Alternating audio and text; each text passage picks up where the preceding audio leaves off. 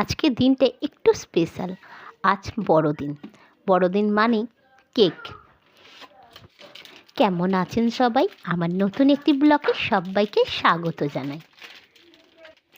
আজ বুধবার, সকাল এখন 9টা বাজে। এখন আমি রান্নাঘরে এসেছি একটু চায়ের সাথে একটু কেকটা কেটে নিয়ে সবাইকে দেব বলে। আমরা 6টা লোক। আমার ফ্যামিলিতে আমরা 6জন রয়েছি, তাই 6 পিসই করব।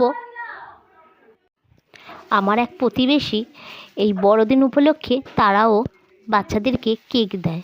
তারাও আমাদের সিঞ্চন আর কোয়েলকে দিয়েছে 2টো করে কলা, 1টা করে কমলা লেবু আর 1টা করে কেক। চলুন ছাদে যাই। সকালের জলখাবার সারা হয়ে গেছে। আজকে সকাল থেকে আকাশের মুখটা খুবই ভার, টিপটিপ করে বৃষ্টি পড়ছে। চলুন আপনাদেরকে একবার দেখাই। বৃষ্টিটা একবার থামছে, আবার টিপটিপ করে চলে আসছে। চলুন এবার আমি রান্নাঘরে যাই। আজকে একটু ধনেপাতার চাটনি বানাবো। ধনেপাতা নিয়েছি, 2টো কাঁচা লঙ্কা, রসুন আর আছে লেবু। চলুন মিক্সিতে দিয়ে দিই, দিয়ে একটু ভালোভাবে ঘুরিয়ে নিই। ধনেপাতার চাটনি বানানোর জন্য একটু নুন, লেবুর রস, সর্ষের তেল দিয়ে ভালো করে একটু নেড়ে নেব। অনেকে গরমও করে, আমি গরম করব না, আমি কাঁচাই রেখে দেব। এদিকে সিঞ্চনের বাবা গেছে একটু মটন আনতে। আজকে একটু মটন করব, সঙ্গে থাকবে ধনেপাতার চাটনি আর পালং শাক সেদ্ধ। চলে এসেছে মটন। এই যে আলু আমি কেটে নিয়েছি, আলু, পেঁয়াজ। পালং শাকটা আগে সেদ্ধ করে নিলাম। কচি পালং শাক মাখা আলু দিয়ে খুব ভালো লাগে। মাংসটাকে এবার আমি ম্যারিনেট করে রেখে দেবো। 1 ঘন্টা তো রাখবো। প্রতিদিনের মতো নুন, হলুদ, লঙ্কা, আদা রসুন বাটা দিয়ে আমি ভালো করে নেড়ে চাপা দিয়ে রেখে দেবো মাটনটাকে।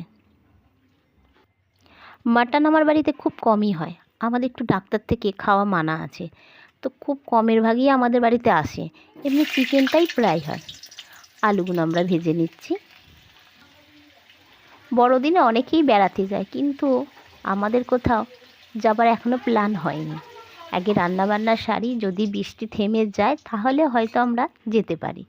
আলুগুলো ভাজা হয়ে গেছে, এবার পেঁয়াজগুলো চাপিয়ে দিলাম। আদা রসুন বাটাটা মিক্সিতে আমি একটু বেশি করে রেখেছিলাম, মাংসের সাথে একটু মাখিয়ে রেখে দিয়েছি। আর পেঁয়াজ ভাজার সময় একটু আদা বাটা, রসুন বাটা দিলাম। মাটনটা দিয়ে এবার একটু ভালো করে নেড়ে নেব। মাটন খেতে আমার ছেলে খুব ভালোবাসে, কিন্তু আমরা দুজনে খুব একটা মাটন ভালোবাসি না। চিকেনটাই আমাদের বাড়িতে বেশিরভাগই করা হয়। আজকে একটু পাতলা ঝোল করব ভাবছিলাম, কিন্তু ওর বাবা বলছে একটু কষা কষাই করো। মটন যতই কষা হয় ততই তার স্বাদ বেরোয়। 15 থেকে 20 মিনিট আমি কষেছি। এবার আমি একটু গরম জল দিয়ে দিলাম।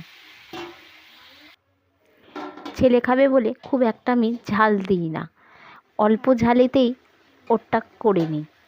ওরটা তুলে নিয়ে তবেই আমি আর একটু ঝাল দিই আমাদের জন্য।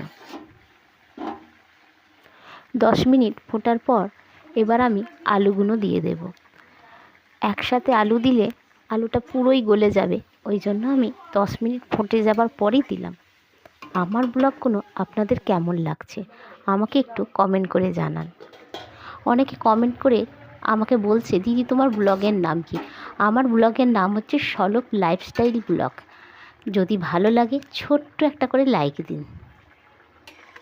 আলু মাটন দুটোই সেদ্ধ হয়ে গেছে, এবার আমি ধনেপাতাটা দিয়ে দেব। আর 2 মিনিট ভালো করে নেড়ে তারপর আমি নামিয়ে নেব। নামিয়ে নিয়েছি, হয়ে গেছে আমাদের মাটন। আজকের মেনুটা আপনাদের একবার দেখিয়ে দিই।